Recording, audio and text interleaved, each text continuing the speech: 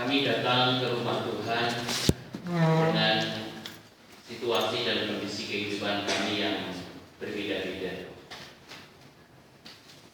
Mungkin saat ini kami sedang mengalami banyak kesuksesan dalam hidup, tapi mungkin juga saat ini kami sedang menghadapi banyak pergumulan dalam hidup. Namun ya Tuhan, apapun kondisi kami saat ini, kami semua membutuhkan, dan kami semua membutuhkan firman Tuhan. Kami rindu jiwa, hati, pikiran kami dipenuhi oleh suara Tuhan. Suara Tuhan yang lembut, suara Tuhan yang manis, suara Tuhan yang memberikan kedamaian, damai sejahtera yang dunia bahkan tidak mampu berikan untuk kami. Biarlah apa yang menjadi kerinduan kami ini boleh menjadi kenyataan ketika firman Tuhan sebentar lagi diberitakan untuk kami. Dan tolonglah kami Tuhan agar kami selalu dipenuhi oleh hikmat surgawi juga, supaya kami dapat mengerti dengan baik apa yang Tuhan ajarkan untuk kami pagi ini, sehingga setiap ibadah yang kami ikuti akan menjadi kekuatan, keteguhan untuk iman percaya kami, membuat kami menjadi semakin setia, semakin bersemangat, semakin sungguh-sungguh di dalam mengikut dan mentaati. Terima kasih Tuhan, kami serahkan pemberitaan firman di dalam nama Tuhan Yesus. Amin.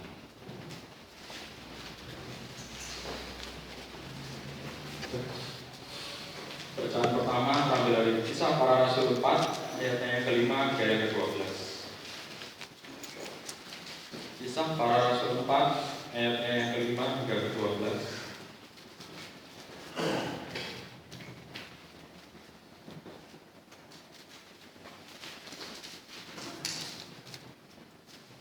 Petrus dan Yohanes di hadapan mahkamah agama.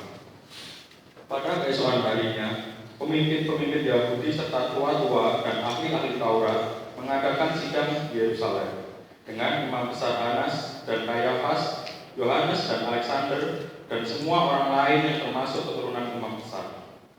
Lalu Petrus dan Yohanes dihadapkan pada sidang itu dan mulai diperiksa dengan pertanyaan ini. Dengan kuasa manakah atau dengan nama siapakah kamu bertindak demikian itu? Maka jawab Petrus penuh dengan Roh Kudus, "Hai pemimpin-pemimpin umat dan tua-tua, jika kami sekarang harus diperiksa karena suatu kebajikan kepada seorang sakit dan harus menerangkan dengan kuasa manakah orang itu disembuhkan, maka ketahuilah oleh kamu sekalian dan oleh seluruh umat Israel bahwa dalam nama Yesus Kristus orang Nazaret yang telah kamu salibkan, tetapi yang telah dibangkitkan Allah dan dari antara orang mati, bahwa oleh karena Yesus itulah orang ini berdiri dengan sehat sekarang di depan kamu. Yesus adalah batu yang dibuang oleh tukang-tukang bangunan, yaitu kamu sendiri. Namun ia telah menjadi batu penjuru. Dan keselamatan tidak ada di dalam siapapun juga selain di dalam Dia, sebab di bawah kolong langit ini tidak ada nama lain yang diberikan kepada manusia yang olehnya kita dapat selamatkan. Demikianlah sabda Tuhan.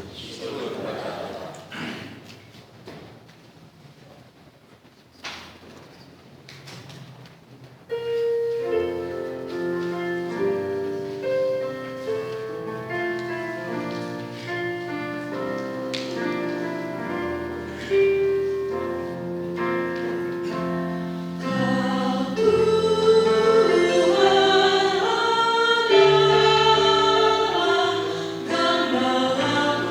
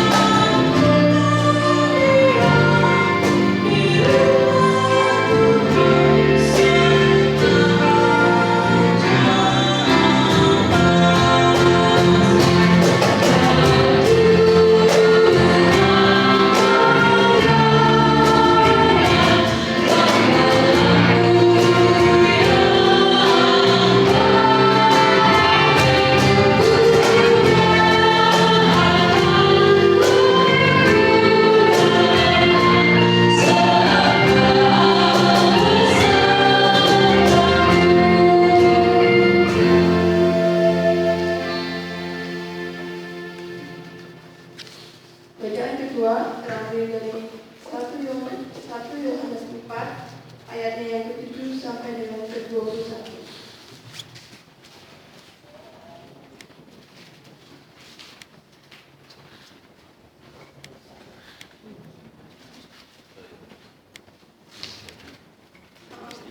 Yuk, 1 Yohanes 3 ayat 16 sampai 24.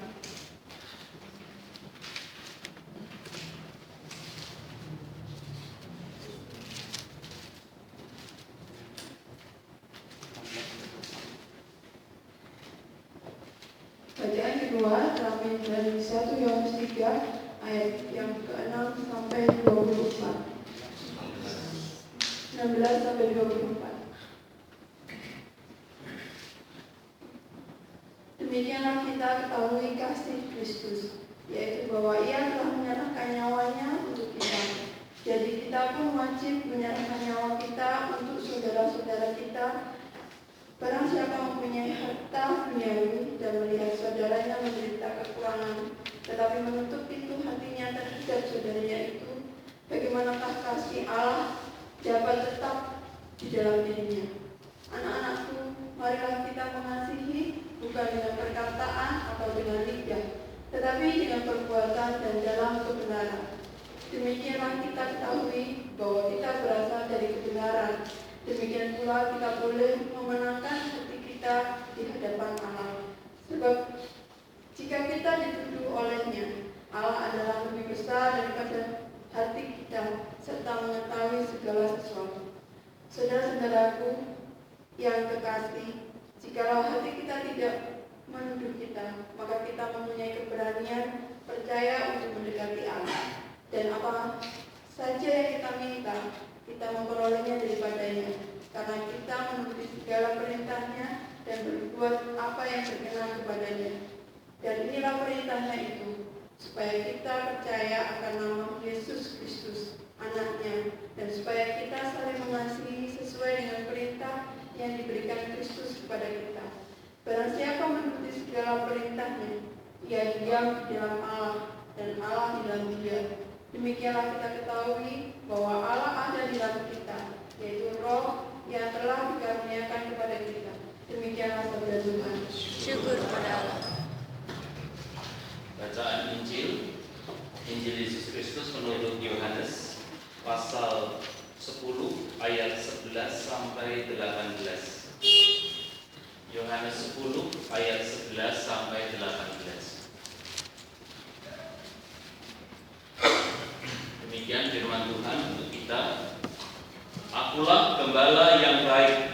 Gembala yang baik memberikan nyawanya bagi domba-dombanya. Sedangkan seorang upahan yang bukan gembala dan yang bukan pemilik domba-domba itu sendiri, ketika melihat serigala datang, meninggalkan domba-domba itu lalu lari, sehingga serigala itu menerkam dan mencerai-beraikan domba-domba itu. Ia lari karena ia seorang upahan dan tidak memperhatikan domba-domba itu. Akulah gembala yang baik, dan aku mengenal domba-dombaku, dan domba-dombaku mengenal aku. Sama seperti Bapa mengenal aku, dan aku mengenal Bapa, dan aku memberikan nyawaku bagi domba-dombaku. Ada lagi padaku domba-domba lain yang bukan dari kandang ini. Domba-domba itu harus kutuntun juga, dan mereka akan mendengarkan suaraku, dan mereka akan menjadi satu kawanan dengan satu gembala. Bapa mengasihi aku, oleh karena aku memberikan nyawaku untuk menerimanya kembali. Tidak seorang pun mengambilnya daripadaku, melainkan aku memberikannya menurut kehendakku sendiri. Aku berkuasa memberikannya dan berkuasa mengambilnya kembali. Inilah tugas yang kuterima dari Bapa. Demikianlah Injil Yesus Kristus. Berbahagialah kita semua yang sudah membaca, mendengarkan firman Tuhan dan memelihara firman di dalam hidupku. Haleluya.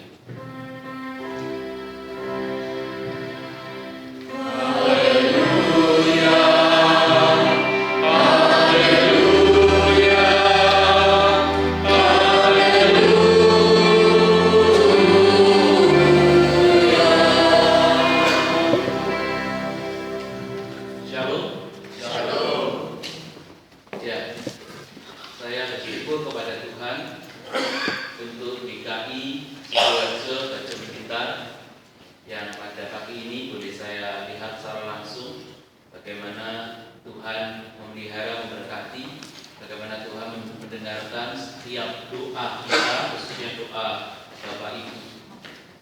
Karena hari ini saya melihat dari jumlah kehadiran terus bertambah.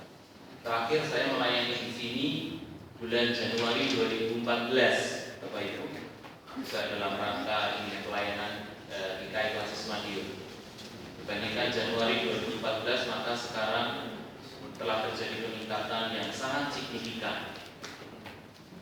Yang kita bersyukur berarti doa-doa kita didengar dan dijawab oleh Tuhan. Biarlah Tuhan juga yang akan terus memelihara, memberkati kita sebagai jemaat supaya kita terus bertumbuh, bukan cuma dalam kualitas tapi juga dalam kuantitas. Karena kita percaya bagi Bajeng kita peningkatan secara kuantitas itu sesuatu yang sangat dirindukan.